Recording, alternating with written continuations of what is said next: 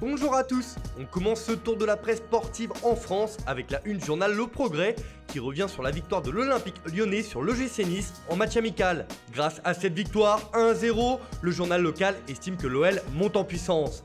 C'est Oussem Aouar qui a trouvé la faille sur penalty en tout début de rencontre. L'OL enchaîne une deuxième victoire d'affilée en amical et se prépare dans la sérénité à ses rendez-vous de fin de saison, à savoir la finale de la Coupe de la Ligue contre le PSG et le 8e de finale retour contre la Juventus à Turin. On part en Angleterre où la victoire de Manchester United 5-2 hier face à Bournemouth fait sensation. Mais c'est bien Mason Greenwood qui est à la une du Daily Mail ce matin. Pour le quotidien britannique, le jeune attaquant de 18 ans est le nouveau prodige de Gunnar Solskjaer. Face aux Cherries, il a inscrit un doublé et a largement participé à la démonstration de son équipe. On notera également la belle performance des Français Paul Pogba et Anthony Martial, auteurs d'un but sublime. Grâce à cette victoire, les Red Devils reviennent à la 5e place au classement, à 2 unités derrière Chelsea, qui s'est également imposé hier face à Watford 3-0, avec notamment un but d'Olivier Giroud. Direction l'Espagne où l'actualité est dense ce matin. On commence avec la une journal sport qui n'y va pas par 4 chemins concernant le FC Barcelone et Quique Sétienne. Pour le journal Pro Barça, la rencontre face à Villarreal ce soir à 22h à suivre en direct sur notre site est celle de la dernière chance. Les Blaugrana ne peuvent plus échouer s'ils veulent garder un espoir pour le titre de champion et cela ne sera pas facile face à un Villarreal renaissant. Et c'est évidemment l'entraîneur barcelonais Quique Sétienne qui est en première ligne. Ses choix seront scrutés à la loupe, notamment concernant Antoine Griezmann. De son côté, Mundo Deportivo estime que c'est la dernière chance pour le Barça de revenir dans la course au titre, alors que le Real Madrid possède 4 points d'avance en tête du championnat. C'est aussi la dernière chance pour Antoine Griezmann de se montrer dans cette équipe. Un autre match sur le banc ne ferait qu'attiser la crise qui couve depuis des semaines en Catalogne. Alors que le Real joue à 14h contre l'Athletic Bilbao à suivre également sur notre site, pour Marca, il y a un titre sur la table et cette journée de Liga pourrait bien être décisive dans la course au titre.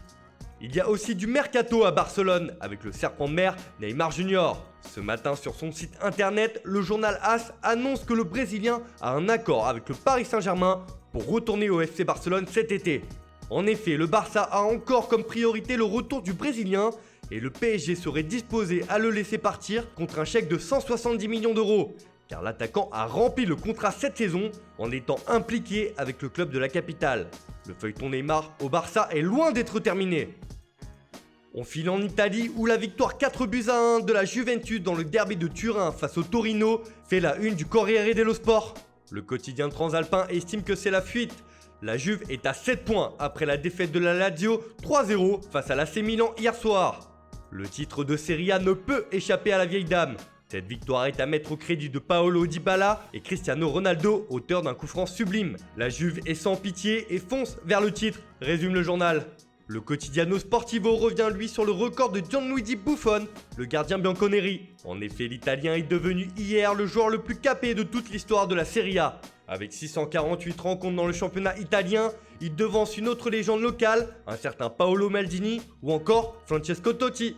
À 42 ans, Buffon régale encore et c'est toute l'Italie qui s'incline. On termine ce tour de la presse en Allemagne où là aussi il y avait un match important. En effet, la finale de la Coupe d'Allemagne a vu le Bayern Munich écraser le Bayer Leverkusen sur le score de 4-2. Pour le journal Bild, après le championnat, le Bayern prend aussi la coupe et semble injouable sur la scène nationale. Le club bavarois réalise le doublé et vise encore plus haut avec la Ligue des Champions en août où Robert Lewandowski et ses coéquipiers ont bien l'intention de jouer les premiers rôles. L'Europe est prévenue, le Bayern sera au rendez-vous cette année. Voilà, c'est tout pour aujourd'hui. Merci de votre fidélité. On se retrouve dès demain pour une nouvelle revue de presse.